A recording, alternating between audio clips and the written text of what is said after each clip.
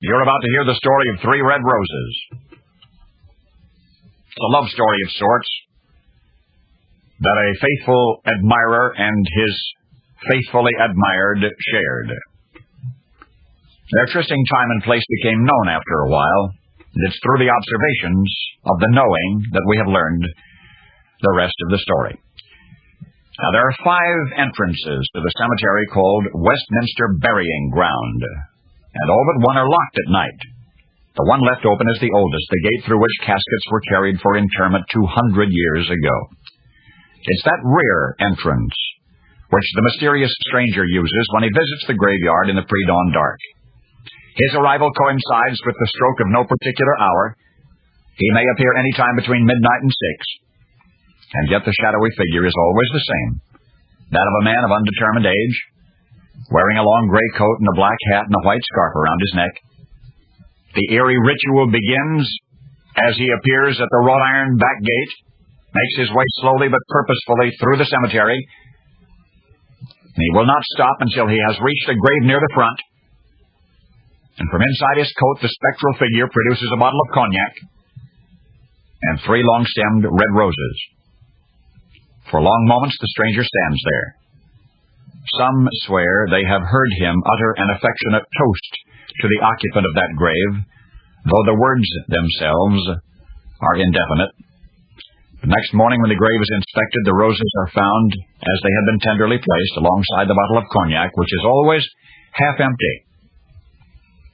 If the shadowy visitor is not of this world, he's more dependable than any ghost in the history of bumps in the night. There are always a few witnesses stationed at windows in nearby Westminster Hall, always some who wait up to watch for him, to see him step from the mist. This phantasmic figure has yet to disappoint them. On the other hand, if he is a flesh-and-blood man, nobody has dared to guess his identity. I think nobody really wants to know. Observers say they respect his tribute, regardless of its meaning, and they respect his privacy. They would do nothing to interrupt him. Those who've actually seen it confess it's a heart-pounding experience. Last January 19, some 450 people gathered in Westminster Hall to join in that tribute.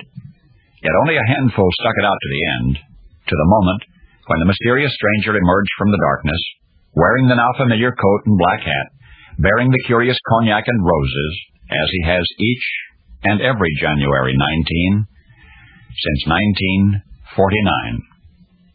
And so, as I say, it is a love story of sorts, an annual honoring of a man known the world over by a man who may never be known.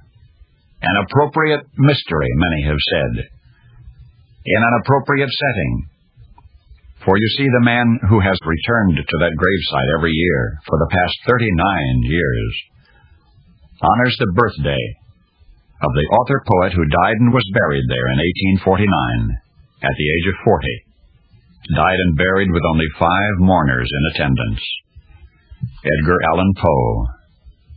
And now you know the rest of the story.